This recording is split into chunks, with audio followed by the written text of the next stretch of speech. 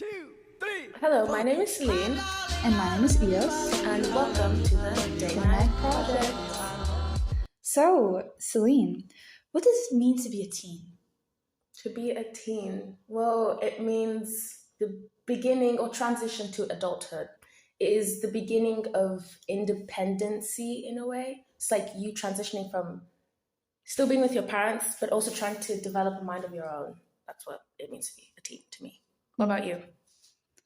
Well, kind of the same, I guess. I mean, it's kind of like that, but also it's just going through the best and worst all at once. Because I keep thinking that, like, these are the best years of my life. And then sometimes, like, these are the worst years of my life. Mm-hmm. And when I talk to adults, they're like, these are not the best years of your Yeah. life. So it's just, I guess it's a roller coaster. These are all very cliche. They are very things. cliche. And also, most importantly, I feel like every teenage kid goes through just a different phases through their lives, just different Yeah. phases through their life. So it's not like the typical teenage life or teenage dreams, what they say, where you just go out partying, going out with friends. I don't know, just it sounds very just hyper independent, if that makes sense, to me at least. What about you? Well, I guess. But, like, some people only really experience that teenagehood or, like, grow up too late as well, Mm-hmm. right? Yeah. And then you could call, and some people call, like, what's it again? The midlife crisis. All right. You're wanting to go back to your teenage years. Mm-hmm. Yeah, it's like just growing up too fast. And Yeah. I think that's a big issue today. I mean, especially also with social media. Yes. I mean, we're all so connected to each other. We have easy access to seeing what everything's going on in everyone's life. And because of that, many children even that are tweens yeah. think that they're 18 or 17. It's It's weird. crazy. I remember when I was a kid, I was wearing like Monster High t-shirts. I was not wearing like crop tops and I don't know, the high-waisted jeans. I remember Yeah. low-rise jeans were a thing. It's just a different generation. And I honestly don't blame the kids as much Mhm. as I do.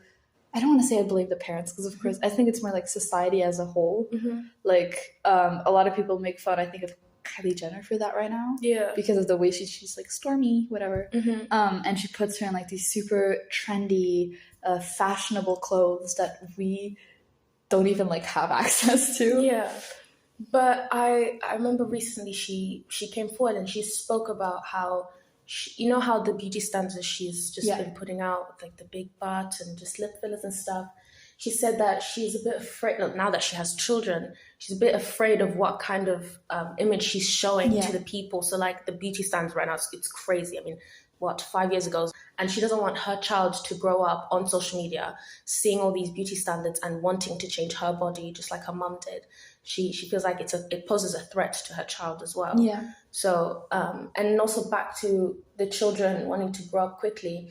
I don't blame them. I mean, again, it's who you surround yourself with. It's just you adapt, and majority of us here dress up like we're already older than we look.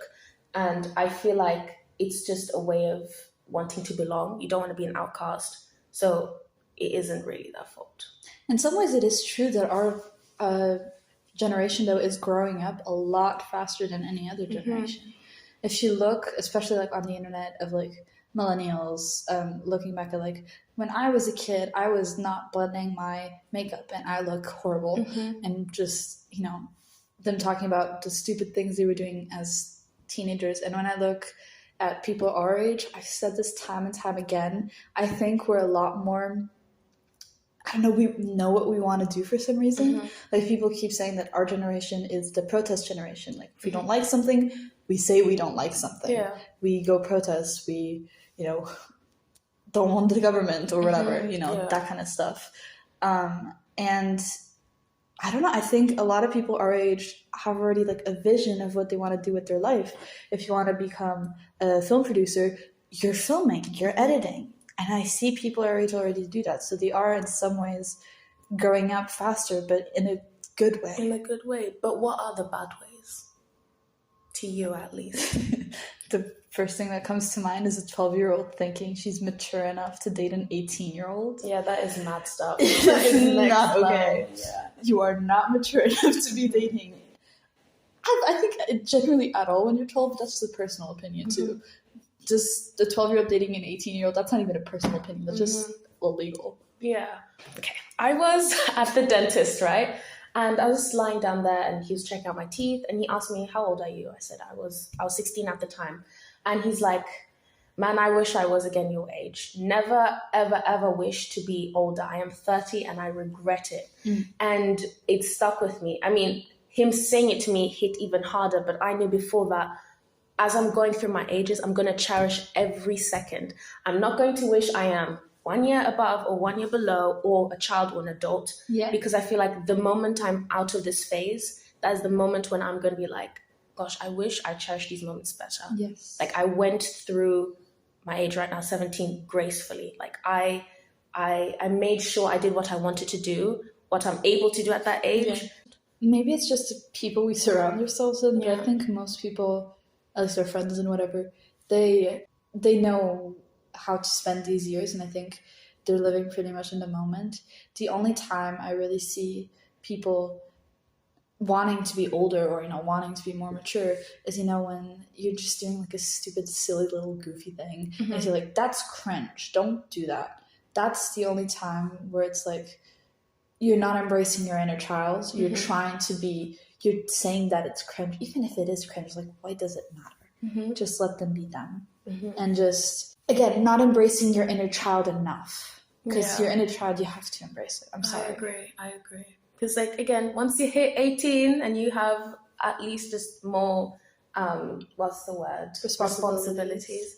You just wish you were a couple of years younger, The things you can't do anymore.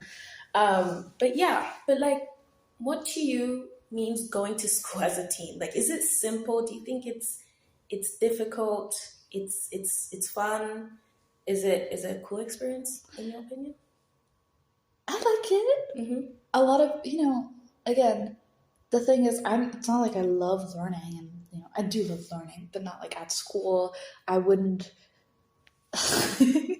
That's such a stupid question, but it's also a great question because, like, I personally like going to school, and I think most people, again, if given the chance, even if it wasn't obligatory, a lot of people would still go to school.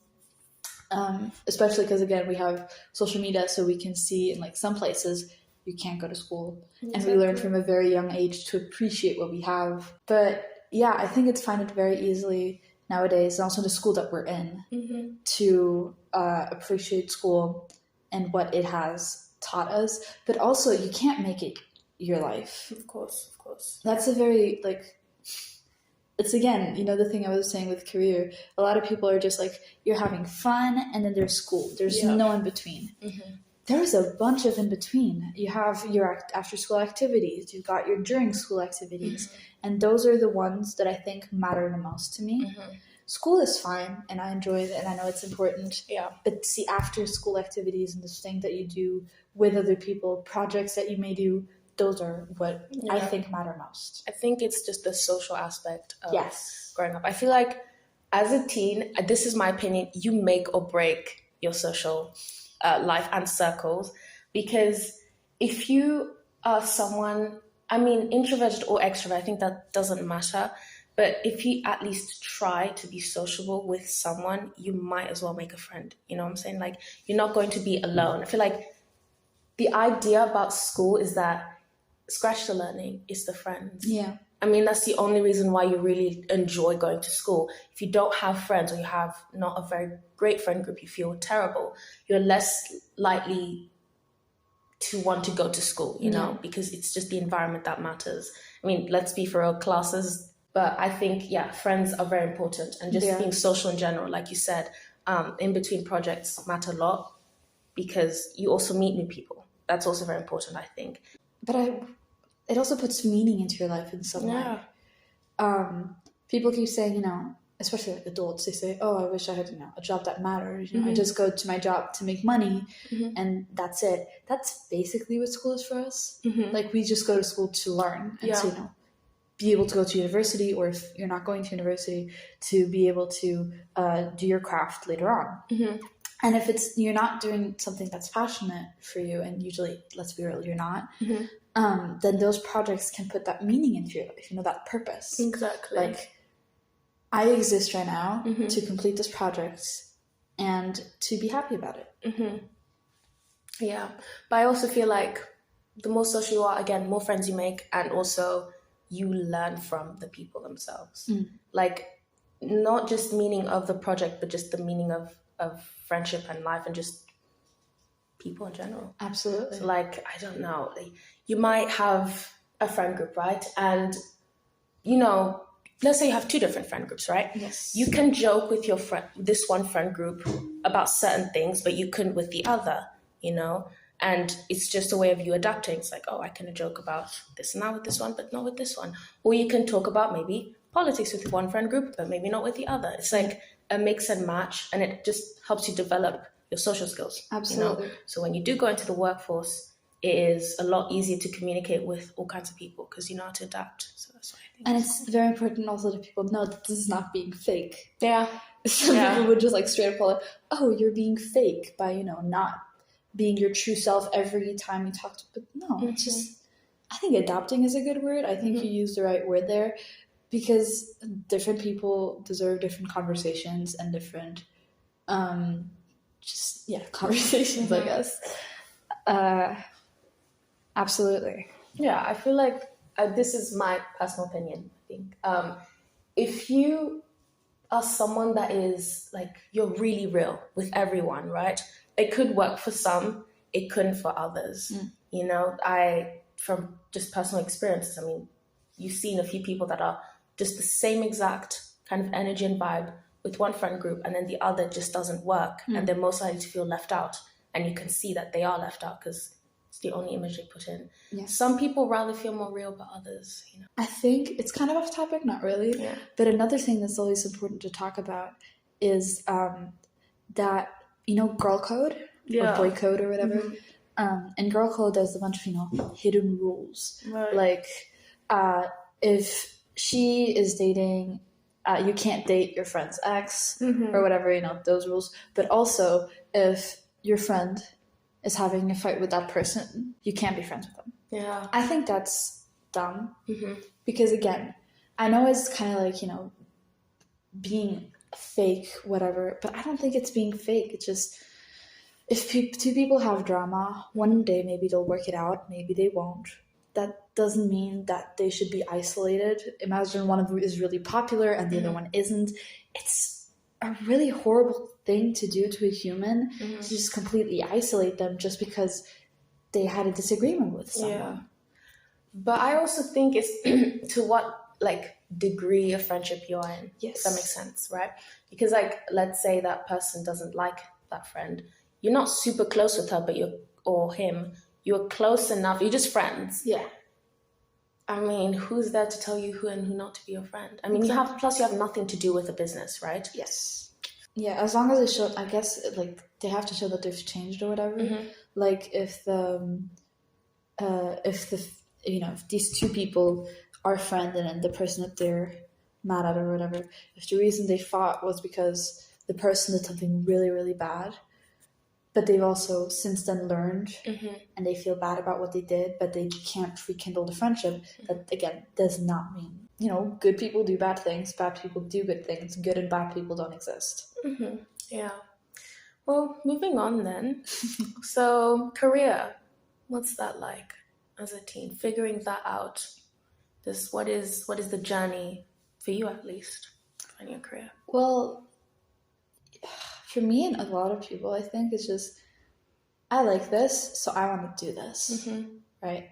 So imagine I currently love music. I'm going to play music. I'm going to join the school choir, school band, or if I can, I'll get some friends, make a band myself, learn how to record music, learn how to edit music, is like what I was saying before, I think people our age in general, if they know what they want to do, they're going to start doing it because we have a lot of resources now. Thankfully, we live in the future. We have a bunch of resources. We got the internet. The bigger question is, what if you don't know what to do? That's a very good question because I mean, I've been through that, honestly. Since forever. I mean, teachers would give us this paper, right? Yeah. Be like, what would you want to become when you're older, right? This is when I was still a kid. And you just draw what you want, right? Mine was from ballerina to teacher and then singer for the longest time. And I got into secondary school and I wanted to become a graphic designer, but I only wanted to become that because someone else said it. And I was like, well, that sounds cool, I'll check it out. I never did. I just said it. And then there's this one time this girl was talking and she said, oh yeah, I want to come and I was like, that sounds interesting. I forgot about it. And then later on, I gathered all subjects that I liked, put it all together, and then found out, oh, cool, you do that. So that's how I found out about it. But then you got other people that cannot make a choice because they either don't like anything or they like everything. Yeah. And I think it's not an issue. It's fine. And you were still young and you can still figure it out. But I don't know, it's a problem to them, I guess. That was one of my issues, like everything. Mm-hmm. At some point, I wanted to work in science. I wanted to be a hairdresser at some point for some reason. Mm-hmm. Teacher was always like the thing I could go back on, or like director of a school one day. Because for a teacher, I could just be anything and I don't have to choose. I could be something in like human sciences, but also in integral sciences. Like there's a bunch I could pick and choose from. And that's why, I landed on a very broad career of like, just, I don't know exactly what I'm going to do. Yeah. But also I know what direction I want to go in, which I'm not going to say here, but I know what direction I want to go in.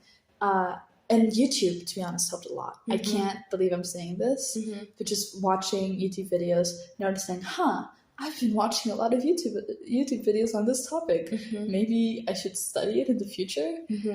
And now, especially like looking at unis, colleges, you have to kind of figure out like what you want to do if you want to go to college.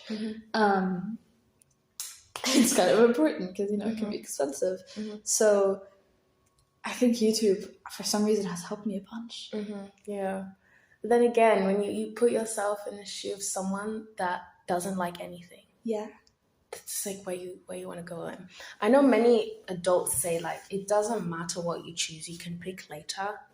But then like it's difficult to even think like them because they went through it. They know what and what not to do. They know how to get out of it. We don't. We're getting thrown into university and then we pick our major, I guess, and then go. Yeah. And that's all we can think of is like, okay, I picked this major, I'm stuck. You feel lost. Because there's still that stigma there too, right? Like, even if what there's like these adults are saying are right and like you can switch whenever you want. I think that's true. I think they're right. But there's still the stigma of like, oh my gosh, I'm doing this. What if I'm wrong? What if I just waste 20 years of my life doing something that I don't enjoy? And also, why do people have to go to college? I mean, again, I understand for like a lot of work, it's not very needed. And I keep seeing a bunch of websites saying, oh, in the future, you can't get a job if you don't work, if you don't have a college degree. Yeah. And with like AI and robots taking a lot of like the menial work, I guess. Yeah. More and more of these things are going to the menial jobs that don't require university training. They're going to be removed. People are going to be able to work for them. But if you're going to look at like creative stuff, art school, do you really need to go to college to learn art? I mean, you can, but do you have to? Yeah, I mean, as you said, we have amazing access with like social media and YouTube and other apps. You could use that. See, I thought about that too. I was watching a show, Anne with an E, right? Yes.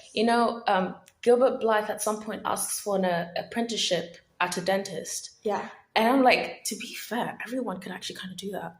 Because think about it, apprenticeship, it's scratch university, scratch all that, extra work you have to do that would serve you to nothing because would lower your grade to I don't know what. Go to the place, ask for an apprenticeship. They give you all the information you need and you could be some high-ranking crap. I don't know. Even for medicine too, you can ask for an apprenticeship because they'll teach you everything. You can. Yeah. But especially like nowadays, you have a lot of regulations. Oh, true, yeah. Maybe I don't know anything about this field, but maybe as like a nurse or some medicine that's like not hospital, but just outside. So I'm saying like dentist, for example. But I do think because that's like your dentist, not as much, but you Yeah. have to, There's more knowledge you need to obtain. and you're working with humans. Yeah. But again, apprenticeship is not a bad idea. I don't think they do that even anymore. I think you just do that for like carpentry and all Yeah, that exactly. stuff. That's what I was going to say. But like, other like high, it sounds horrible, but like Yeah. just higher ranking jobs, they don't do that anymore because it's too easy to. Yeah. I mean, anyone can do that. And they need this selection. They need to make a selection, like a selected amount of people can do this, so that the others can do the other thing. Yes. I mean, we haven't really answered the question of like, what can you do if you don't know what you want to do? Because I think the things. But again, I figured out what I wanted to do in the future on YouTube. You figured it out because like, oh, this fit. So really, if you don't know what you want to do in your future, what do you like right now? It might change in the future, and there's a stigma for changing, but I think what you like right now is always going to be some part of it. And, to check it, do projects. Maybe ask for an apprenticeship, maybe ask for an internship. I'm going to put you in a very difficult spot right now, okay? Go ahead. You don't like anything. You're not the kind of person that would take initiative to do projects. You prefer to just do other things that isn't necessarily like career oriented, and you just can't figure it out because you don't know what. Like you either love and hate it sometimes. Like it's a mix and match, and you just can't make the decision. You don't like the projects. You don't like the subjects. You don't care about the apprenticeships and all that stuff because you don't know what you want to do. What do you do then? See, that's a very okay. See, I think that's very theoretical. It's not because I personally have met people that have no idea. They just don't know because again, there's this thought of what if I pick the wrong thing? Yes. But it's also like I genuinely do not enjoy a single subject. Yeah, I have friends like that too. Yeah. This is when like where parents come in usually. Yeah. Because it's like some people do have parents that are like, okay, we want you at least to do this or have this in your whatever you want to do. And then they just do what the parents tell them to do, so they don't have to think about it too much. But then you have others that don't like anything. They don't like what their parents told them and they don't want to do it. But then like they don't have a choice.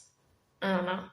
That's such a hard question. It's a very hard question. I mean, if you guys have any answers, put them in the comments below because we have no idea. We have no idea. This is, again, I think if you don't know right now, what's important to know, I guess, is that one day you will know. Yeah. Because I do believe in that. Yeah. I do believe that at some point in your life, you'll know, okay, this is what I want to do. You know what they do say? They say if you don't know what you want to do, go for business school. It's such a cliche, but It's a horrible cliche. I think there is a bit of truth with this. You have to like math stuff. True. And most people that don't know what they want to do don't like They math. don't like math, so business or just, I don't know. I think in terms of career also, what do you have Yeah. to, there's a huge stigma, like, what if you end up working as a McDonald's worker? No one wants that, right? But also it might be like a necessary step to get you where you need to go. Of course. Yeah. And a lot of people, maybe McDonald's worker is a wrong word for this, but like, for example, you love fashion, working in retail might get you where you need to go. Possibly if you pick and make right connections. Yes. I think connections is a big thing. I feel like you can do whatever you want, honestly. Yeah. But if you have the connections, you are set. Yeah. That's for sure. What my parents also have said over and over again is university and college, it does not really matter what you're doing. What matters is the skills you learn. Yeah. Like you learn critical thinking, you learn quantitative thinking, you learn all these things that can help you do whatever. And they always say this, like psychology. If you are 100% sure that's what you want to do, go for psychology. But psychology is very limiting. So if you don't know what you want to do and your parents say, oh, you have to go to college, you have to go to uni, you have to do this and that, pick a subject that gives you options. Math is a great one. So, but if you don't like math, there's probably a lot of other ones that you can choose from. But pick things that don't limit you. And again, like you said, connections. That's really what you college is all about. If you make your connections, even if you have a crappy job in the future, you might hit someone up and be like, oh, I know this person. Let me see what he's got in his pockets. And climb the stairs up, because let me tell you, it is the key, I think, to some success. Absolutely. Yes. Right. So now, social media. Ugh. Social media. You always make fun of me that I don't have TikTok. Most of my friends do. Yeah. Most people make fun. But honestly, I don't hate TikTok. I think it is a very important thing of our generation and of teenagers nowadays. TikTok has shaped the way we think, the way we act, the place we go on and search information. It has helped also the movements. Sometimes in a good way, sometimes in a bad way. But TikTok will forever shape our generation, and I'm a firm believer of that. Yeah, definitely.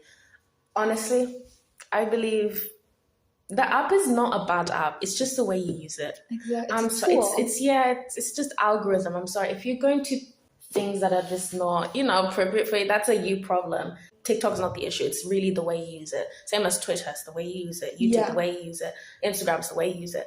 But I think TikTok specifically has done its fair share of damages too. Of course it has. I won't lie. I feel like, especially in terms of making your own opinions. Yes. Screwed that up so much. I'll give you an example. Me. I was watching this video. I can't remember what it was about, but it was something really stupid, right? Yeah. I was like, okay, what is this? I had one opinion. I checked the comments. My opinion was completely different to what everyone else was saying. But then I was reading through the comments and they gave the most vague answer. It gave zero explanation. And I started changing my opinion because I read those comments. And I had to take a step back. I was like, hold on. You cannot change your opinion like that by just reading the most vaguest answer of all time. It's bad. It's not good. You need to be able to have this. It sounds also about this individualism. You need to make opinions of your own. Yeah. And I had to go somewhere. I just turned my phone off. I was like, this is not okay. Yeah. This is not good. And it's an issue I'm seeing more and more now. Yeah. I mean, my extremist era. Yeah. Extremist era, that came 100% from TikTok and from all the different things that I was watching. And it will forever be an era that I cherish, but also hate.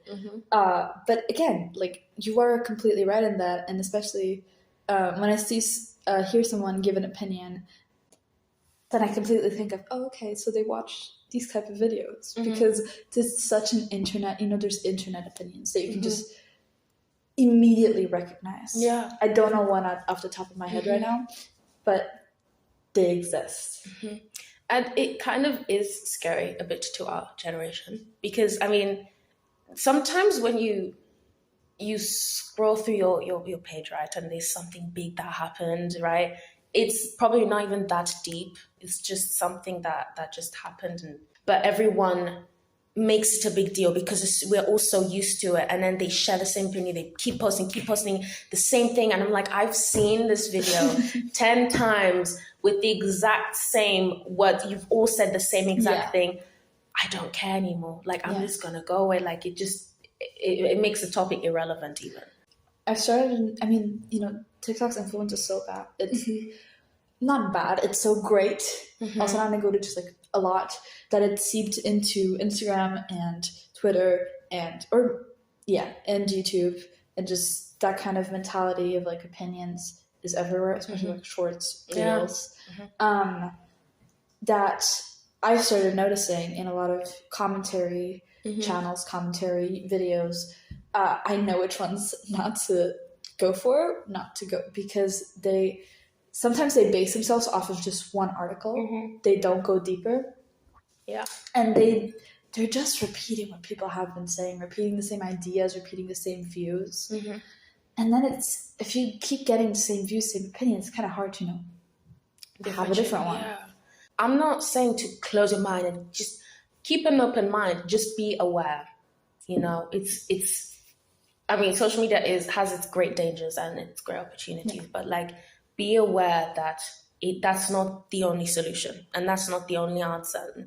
You know, and that's not the only opinion out there. There are people out there that have completely different opinions, but are also afraid to share it because they're afraid that people are going to cancel them or come for them or Cancel attack them culture. or dox them, which has been a big thing. Which I'm like, guys, stop doxing. What does that mean? Doxing is like when, let's say you have like a very controversial opinion, you know, and people hate you. They're gonna out your address and stuff, and where you work and your friends, your family sometimes. I think doxing though is mostly like your address, if I'm not wrong. So yeah. Sometimes it's funny though. I'm sorry. It can be funny. No, listen, Roe v. Wade, when that was overturned, like a year. Oh God, that was a year ago. Okay, when Roe v. Wade was overturned, they leaked the address of the Supreme Court members. Yeah. Okay, that's funny. That was funny. That's funny. But like, because it doesn't affect them too much. No, like they can claim that. But you know, when it's like a random person on TikTok that lives in the suburbs gets doxxed, I'm like, you guys screw this person's life. Come on. Like, you know, they don't have that much money and power to go move somewhere else. In that way, I'm just like, yeah, guys, you need to come. Your marbles. Absolutely. It's not okay. Cancel culture, though. Yeah. I think, I have a very love-hate relationship with cancel culture because it's important to keep people, remember what people did. Let's take, what's his name? R. Kelly? Yeah. Yeah, R. Kelly. Raped some women, Yeah. Me Too movement. But still, pretty good musician. He did that I Believe I Can Fly that we all grew up with. And he's in jail right now, I think. Or maybe he got out. I don't remember. I think he did go to jail. Yeah, I 100% believe that you should hold him accountable. Holding people accountable is very important. And as soon as he shows regret and, change in himself, we can forgive him. Yeah. Not even we, just like everyone has their own thing. We shouldn't be a collective thing against that. But also, I will still continue to listen to I Believe I Can Fly. I'm not like Marilyn Manson. He's for the people who don't know. Yeah. It's a rock metal. I don't even know what to call it. He has a very music style. Also, raped some women, was domestic abusive, whatever. Not whatever, but I'm gonna still listen to that music. Kanye West. Oh my gosh. Yeah. That's why everyone's like, yeah, separate the art from the artist a lot, because it's sad because some of their songs are actually really good. I know. But yeah. But again, social media though, body image wise, as a teen, I mean, how do you think that affects? Okay. Well, that affects us pretty. Exactly. I see three sides to that. Right. I see the ones, I think this is the most healthy one. The ones that are really like body positivity, nice, love who you are. As long as you're healthy, you're okay. There's many sides to this, not just say. Then the other ones are I'm fat and that's okay, and I can be fatter and that's okay. Like, I don't know, avocado. Oh, actually, he's starting to lose weight. Fun fact. Yeah, I saw that. But at some point, he was, he wanted to gain more weight. I don't think. Oh my gosh, there's a lot of yes and no's to do there. But again, as long as you're healthy, and only if you're healthy. Also, don't go to a fat person's comment section and say you're fat, so you're unhealthy. You should go to the gym. You should eat a carrot, because maybe they are working on themselves, and that's another thing I really hate. I'm like, okay, so what? I think as long as someone's working on themselves and just making sure they are healthy, it really doesn't matter. However, I need to bring something up. This was a story that came up recently of this lady that booked a flight, right? Oh, I saw that, yeah. I hope you guys know the story. I'm not going to read... Oh, let me just say it. She booked a flight, a one-seater, but because she's a lot bigger, she has to obtain 2 seats. But the thing is, if she did, she would have to pay for the second seat, and she doesn't want to pay an extra, $1, $2 or more, to buy that seat. She's just like, it doesn't make sense. Just, have people either pay for my extra seat or find a solution for her so that she can have that extra seat without paying. And in my head, I'm like, that's on that kind of topic. I'm like, I'm sorry, that's a you problem. That's not everyone else's issue. In terms of the airline, yes, they could have like a special seat, like where it could, do its thing. But at the end of the day, I don't think you should get people into that mess, because you just, can't sit on one feet. So bad. I'm so sorry. No worries. Yeah. So, see, I completely disagree with her. Mm-hmm. I do think, it's annoying to have to get an extra Yeah. seat, and I get that. And maybe what the airline could do is, give it slight discount. But even that's like... Not even that. I had an idea. I mean, give me some creds. It's like create a seat, like a seating area, just regular seats. But like in the train where you have those armchairs that move. That's in the plane too. Why don't they put that? But like where it's like one seat, Okay. but it's an extra one. So in case there is no one that needs that extra seat, it's considered as a one-er. Yeah. But if there's someone that wants the two combined and they have to actually go through some verification, then it would be that one seat. That's how I'm thinking. I like that. Yeah. I think you could implement it pretty easily They too. should be. Because, you can just, if you book your flights in advance, you can, choose your seats pretty easily. But if you're overweight, obese, whatever, and you need a ticket, you just say, like, I am on the website, click a button, say, I'm overweight, I'm obese, whatever. I need a double seat. If someone has already picked that, then maybe they contact that person, see if it's possible that they change. If they don't, I don't know. But I actually like that idea. Yeah, it's one solution. Airlines hire us. Yeah, literally. But yeah, back to body image. I think this is my opinion. So throughout the decades, there have been just different body shapes that have been trending. Yes. I mean, just a couple of years ago, it was like the curvy kind of skinny, thickest. No, now it is the heroin chic is back. I don't know if you know it. Ooh, oh yes, yeah. But it's not called. It's not called heroin chic. It's called. It's actually, I forgot what the name is. Something with O. I'll search it up in a second. It is medications diabetics take so that their insulin goes up, whatever. Oh, I see that. It's not opioids. It's not that. It's something else. Ozam something. Yeah, but I know what you mean though. It's called that now, and I don't know. I've seen a rise of girlies going extra skinny. Yeah. And again, as long as you're healthy. Low-rise jeans are also back. Yeah, low-rise jeans, which is an indicator that skinny is like super skinny is back, which is also like the top model kind of skinny.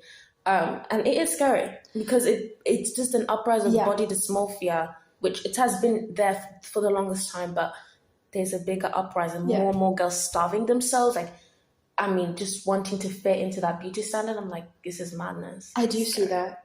I do agree that there's a lot of that. But there is still that community of people that have a tummy wearing low-rise jeans. Oh, yeah. Thing is, on the internet, they're bombarded with hate comments. Yeah, it's scrutinization. Scrutinized for daring to wear low-rise jeans when they have a tummy. Like, do have faith in our generation and some people that it won't be like the 90s. Yeah. That it won't be heroin chic. And I do think that I've seen, like, at some point it was like everyone was saying, celebrities, influencers, everyone was taking that O thing. But now I have seen less of that. Are you sure about that? Less, yeah. Well, maybe it's just like the part of the internet I'm on, Mm-hmm. but I've seen less videos about that at least. Yeah, I think the hype went down or whatever. And I think some states and some countries have made it illegal. I hope so, because apparently people that are suffering from diabetes, they can't obtain the medication anymore. It used to be in Australia something, it was like $25, which it's expensive, but it's decent. Now it's like 100 something because so there's a high demand. But my thing is that it's not as bad as the 90s. Absolutely. It's just not. However, there is still this uprise of body dysmorphia due to, again, we all have access to social media. Yeah. I mean, back then they had TVs, but it's not as like today. You can literally take your phone, go scroll, find something. It will always be there. And as you said, like even the people that aren't skinny, that do have a tummy, there's still body dysmorphia because in their head they're like, oh gosh, I can't wear this because da da da da. So it gets into their head, and then the whole cycle starts going on. You have your fair share of people that don't care, but you also have the other half that do care a lot, and the mindset is off. That's all I'm saying. Yeah. It's just not then. I actually think that the bigger issue isn't even that medication.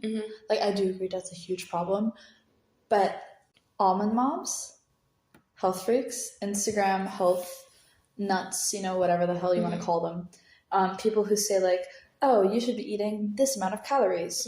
Oh, you should not eat that, keto diets, all of that. If you're doing that and it makes you healthy, sure. It's not for everyone. Yeah. It's really not. It's the same, abs. Some people think that abs are like the pinnacle of health. Yeah. Really not. For some people, it's really unhealthy to have abs. Visible abs, whatever. Everyone technically has abs.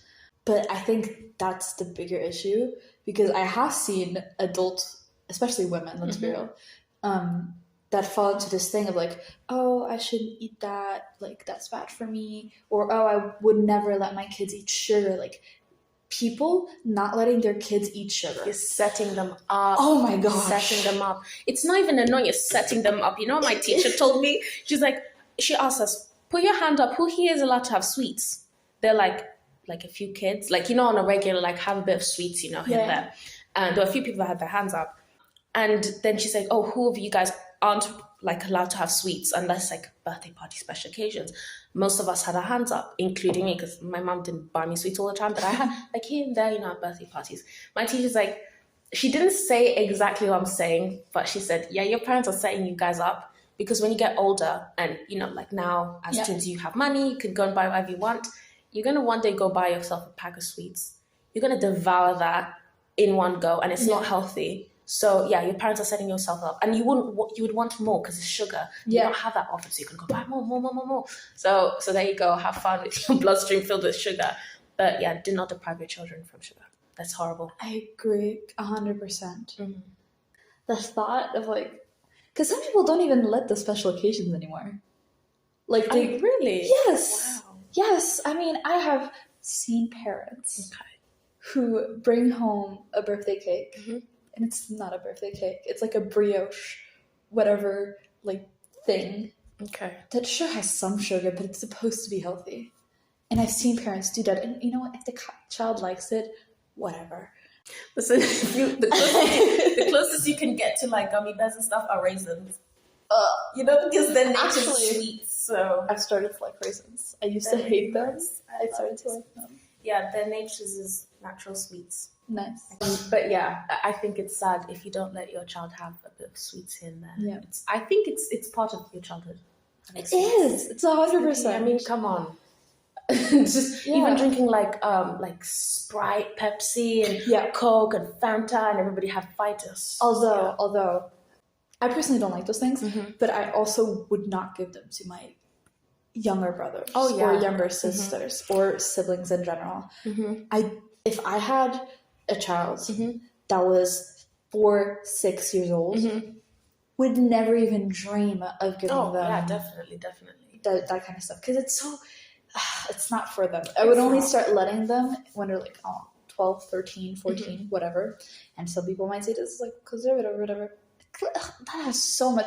That's not even like a little bit of like a sure thing. You could have gone to the extreme and say no juice, no nothing. No, I think. Listen, juice is fine. Yeah, juice is fine, but I think, look, if my kids go to a birthday party and there's Coke, I want them to have that convo with their friends. Coke between Fanta thing. Like I am going to let them have it. In my house, they won't have it. But if they go to birthday parties and they crave it, they can have it. I don't mind. Fine. They can't like at the whole bottle and just go. Yeah, exactly. Like a little bit. Yeah. I would never. I think I had my first sip of Coke when I was like, I was about 12. I was 12? Wow. No, but I hate sparkly stuff. Okay, no, as a kid, when I was really young, the closest I could get to it was Fanta, because I didn't mind it. And then there was like other sodas I used to have. I don't like it today, like sparkly things. But when did I have? I think I had Coke when I was 8. Did you like it? You know what? Look, at the beginning it wasn't that bad. The second time I had it, it was like it was not. Yeah, it wasn't nice. I preferred Pepsi. and then I grew out of that, and it was Fanta. Ooh, you're a Pepsi fan. Actually, there's been like studies on this. Is completely off topic, but No, go ahead. There's been studies that like when you give to people like a Pepsi and a Coke, and they say which one they like best, they like the Pepsi. Like if it's in a cup and they don't know which is which, but if they give them the Pepsi can and the Coke can, they prefer Coca-Cola. They're losers. They are. No, but it's so much because Coca-Cola marketing. Yeah, is that's what I'm just saying. Like, it's off the rails. crazy. Yeah. So I'm saying, like, I'm sure if you went to the streets and the same thing, people are Yeah. gonna go for Coke. I'm like, guys, give Pepsi a chance, Yeah. please. But also yeah. Diet Coke. You Did know you what? know? I just found, I think there was a video about like Diet Coke being like actually bad for you and it had more sugar. It's worse. No, it doesn't have much It was sugar. something I can't It's remember. the what it was. additives. Yeah. Diet Coke is worse than you than Coca-Cola. Like normal. I saw something about it and it's actually scary. It's like, Yeah. stop drinking because it's actually really bad. Yeah, Like- because it was the additives make you more addicted to it, and they make you crave carbs. It wasn't just that. It was something else. I'm gonna have to do research on it. We'll Yeah. come back to it on the next episode. Now, before we end this episode, we would like to share a few words of encouragement. If you ever try to even compare yourself to somebody, you need to snap out of it. I mean, you need to remember that you are your own competition. In other words, channel that negative mindset into something positive. Compare your today self to the person you were yesterday in order to flourish into a better, self-improved version of yourself. If one of the possible outcomes to a situation isn't death, it's not that deep. So don't worry about it too much.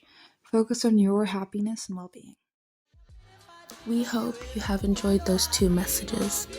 Now, the Day Night Podcast has officially come to an end. We hope that you have enjoyed this episode, and we hope for you to tune back in next week on Tuesday. Thank you so much for listening.